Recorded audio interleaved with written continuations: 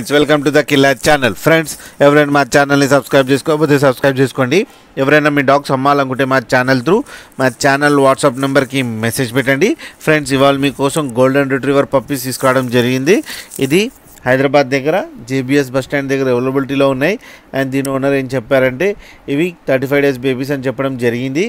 And male and female pups అవైలబుల్లో ఉన్నాయని చెప్పడం జరిగింది. అండ్ మేల్ పప్పీకేమో 19K అండ్ ఫీమేల్ పప్పీకేమో 16K డిమాండ్ చేస్తున్నారు.